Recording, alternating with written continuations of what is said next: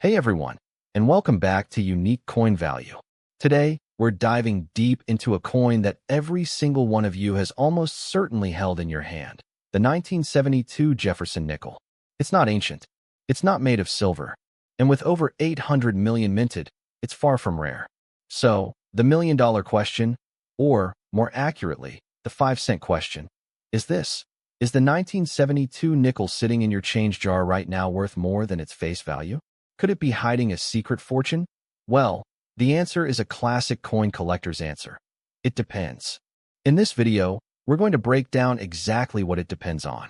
We'll talk about the different mint marks, a key diagnostic that separates the common from the valuable, and what a truly circulated 1972 nickel is worth. So, grab your coin jars, and let's get started. First, a little context. The Jefferson nickel was first minted in 1938, and by 1972, the design was a familiar staple of American pocket change. This was the era of purely copper-nickel-clad coinage for nickels, dimes, and quarters, so there's no hidden silver content to look for here. The value, as always, comes down to scarcity and condition. So, let's look at the numbers.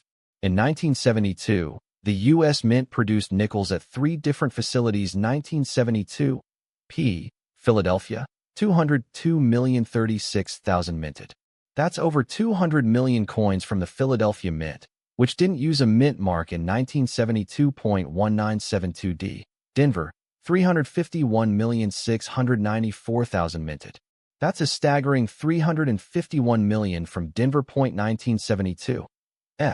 San Francisco, asterisk 3,260,996 minted. Now, that number should make you sit up a little. Just over 3 million.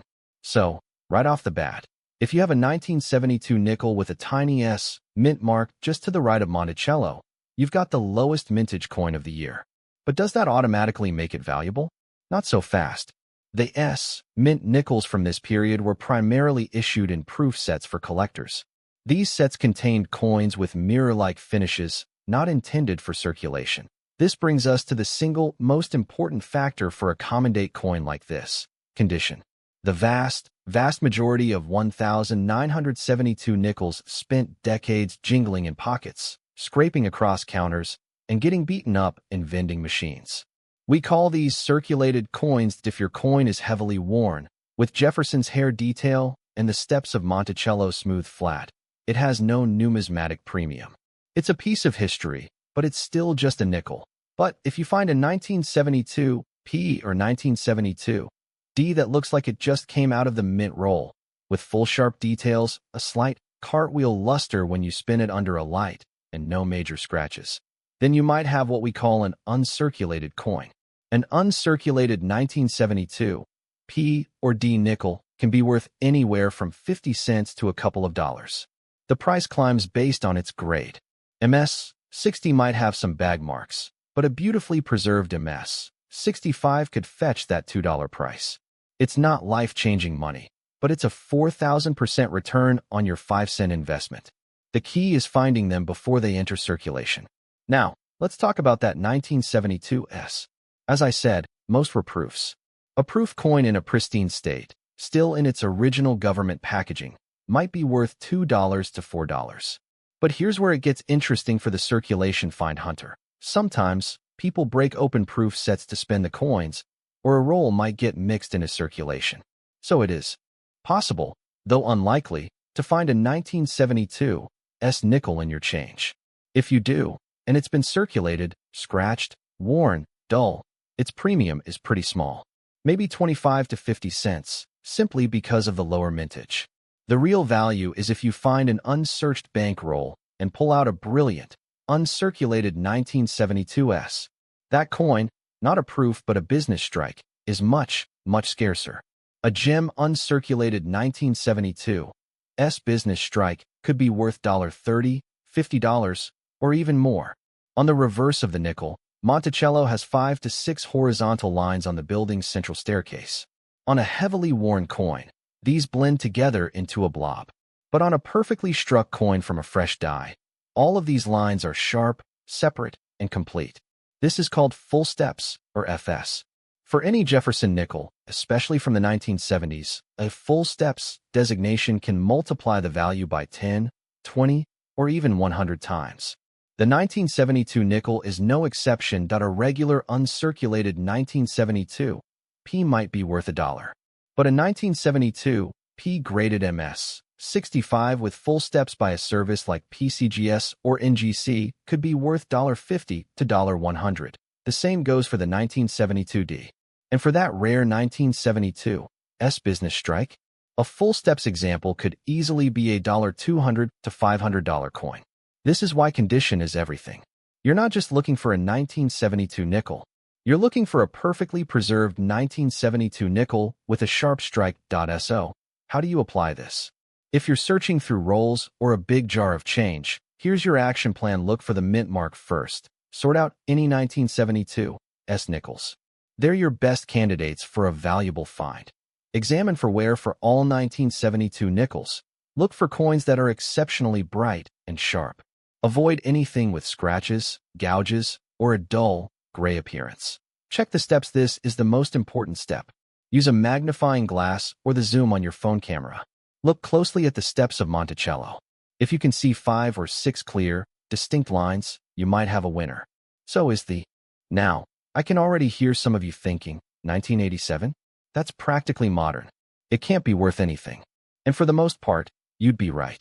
The vast majority of 1987 nickels are still just worth 5 cents. But, and this is a big but, there are a few key factors, some errors, and specific mint marks that can turn this common pocket change into a coin worth holding onto, and maybe even worth a decent little premium. So, whether you're a seasoned collector or just starting your journey into the world of coin roll hunting, stick around. We're going to break down everything you need to know about the 1987 Jefferson nickel. First, let's set the stage. By 1987, the Jefferson nickel had been in production for nearly 50 years. It was a workhorse of American commerce. The U.S. Mint produced these coins in the billions to meet demand. And that's our first clue as to why most of them aren't valuable. Sheer numbers. Let's look at the mintage figures, because this is critical point. 1987. P. Philadelphia Mint. A whopping 375,600,000 coins. That's 375 million coins from the Philly Mint alone. 1987. D. Denver Mint. An even more massive 595 for 100,000 coins. Nearly 600 million. So, combined, we're looking at over 970 million nickels produced in 1987. That's a staggering number. These coins are absolutely everywhere, which is why finding one in your change is a guarantee, not a surprise. So, with that in mind, what is the circulated value of a typical 1987 P or 1987 D nickel? If you have one that's been bouncing around in pockets and cash registers for the last 35 plus years, with scratches, wear, and its features softened, its value is face value, 5 cents. The simple truth is, a worn 1987 nickel is still just a nickel. It hasn't been out of circulation long enough to become scarce, and the mintage was too high for it to have any inherent numismatic premium in circulated condition. Now, I hear you say, what about an uncirculated one? Great question. Even a brand new, shiny 1987 nickel straight from a mint set isn't going to make you rich. A single, brilliant uncirculated 1987 P or 1987 D nickel might fetch you 25 to 50 cents from a collector who needs a nice example for a date set. It's a small premium, but it's something. The real value in uncirculated coins comes from original bank-wrapped rolls. A full roll of 40 uncirculated 1987 D nickels might sell for $5 to $10, which is still only a small markup per coin. But wait, we can't stop there. This is where it gets interesting. Because within those nearly 1 billion coins, there are some outliers. There are 3 key things you need to look for on your 1987 nickels that can separate the common from the collectible. This is the most important premium factor for modern Jefferson nickels. On the reverse of the coin, you see Monticello. Below it, there are steps. A coin that is perfectly struck will show 5, 6, or even 7 complete, horizontal lines on the steps. This is called having full steps, or FS. On a circulated coin, these steps are the first thing to wear away. Finding a 1987 nickel from circulation with full steps is incredibly difficult. But if you do, the value jumps significantly. Even a circulated 1987 nickel graded by a service like PCGS or NGC as having full steps can be worth $10 to $30 or more, depending on the grade and the mint mark. For uncirculated examples, the premium is even higher. This is the number one reason to examine every 1987 nickel carefully. Remember those massive mintage numbers? Well, here's a twist. While the 1987 P is common, it is actually the. Today, we're diving deep into a coin that millions of us have in our pockets right now, or buried in that jar. We're talking about the 1989 Jefferson nickel. It's not old enough to be classic silver. It's not new enough to be a novelty. So the big question is, what is a circulated 1989 nickel actually worth? Is it just 5 cents? Or is there a hidden premium you should be looking for? Stick around, because we're going to break down the mint marks, the errors, and the simple truth about the value of this incredibly common coin. First, let's set the stage. The year is 1989. George H.W. Bush is president, Batman is dominating the box office, and the Berlin Wall is about to fall. And at the U.S. mints in Philadelphia and Denver, they were producing nickels, a lot of them. The Jefferson nickel design, by Felix Schlag, was still going strong. In 1989, there were no special design changes. This is the standard profile of Jefferson on the front and Monticello on the back. Now, the key to understanding the value of any modern coin is mintage figures. How many were made? And for 1989, the numbers are astronomical. 1989, P, Philadelphia ** 1,200 million. That's 1.2 billion coins. 1989, D, Denver ** 1,200 million. Again, 1.2 billion. Let that sink in. Over 1.2 billion nickels from each mint. That's a combined total of nearly 2.5 billion 1989 nickels. To put that in perspective, if you stack them all up, you could reach the moon and back. Well, you'd get pretty darn close. Because of these massive numbers, the 1989 P and 1989 D nickels are exceptionally common. I cannot stress this enough. Finding one is not a challenge. In fact, if you don't find one in a roll of nickels, that would be more surprising. So, let's get to the heart of the matter. You've pulled a 1989 nickel from circulation. It's been through the ringer, scratches, wear, maybe it's a little dark. What is it worth? For a typical, worn, circulated 1989 P or 1989 D nickel, its value, numismatic premium. Coin dealers have been full of these, and they sell them for a nickel or in bulk rolls for face value plus a small premium. But wait, don't click away just yet. Because value isn't just about today's premium. It's about condition. While a worn coin is worth 5 cents, a coin in absolutely pristine, uncirculated condition is a different story. Collectors building high-grade sets are always looking for the best examples. So what could a perfect 1989 nickel be worth?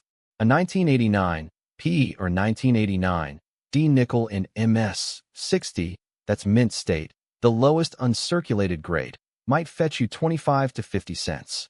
Not a fortune, but 5 to 10 times its face value. If you have one that's gem quality, like MS 65, you could be looking at a value between $1 and $3. And for a truly superb gem, like MS 66 or higher, the value can jump to $5, $10, or even more, especially if it has attractive toning. The key takeaway?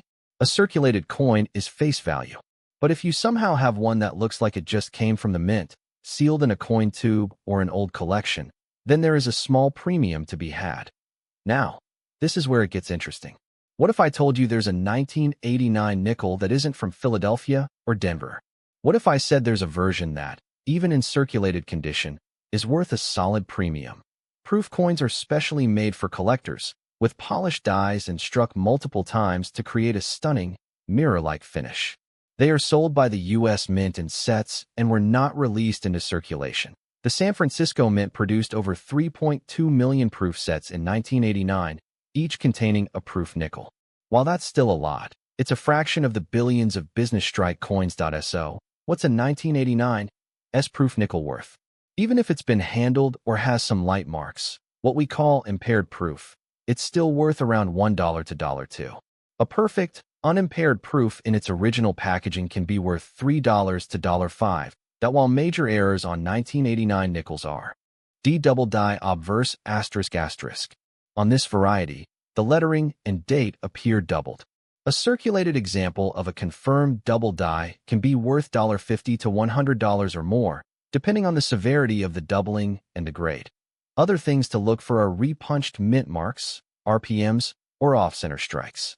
These errors always command a premium.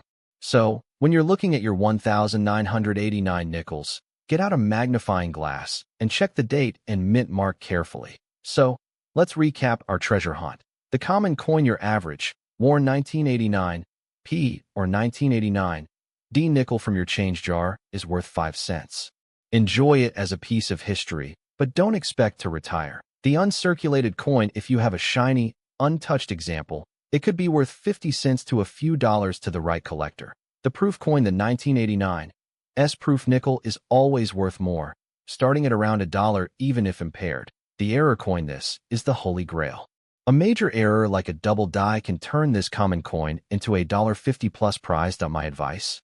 Don't go hoarding every 1989 nickel you see.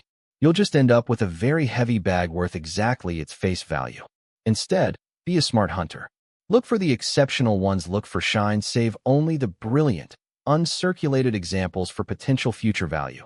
Check the mint mark if you see an S. Set it aside immediately. Inspect for errors, take a moment to examine the date and details under good light. The 1989 Jefferson nickel is a perfect example of how numismatics works. Common coins are the backbone of the hobby, but within that commonality, there are always exceptions, always treasures waiting for the educated EYE.so. What did you find? Do you have a jar of 1989 nickels? Let me know in the comments if you've ever found a proof or a potential error. And if you enjoyed this deep dive, be sure to hit that like button and subscribe for more coin adventures every week. Thanks for watching, and until next time, happy hunting!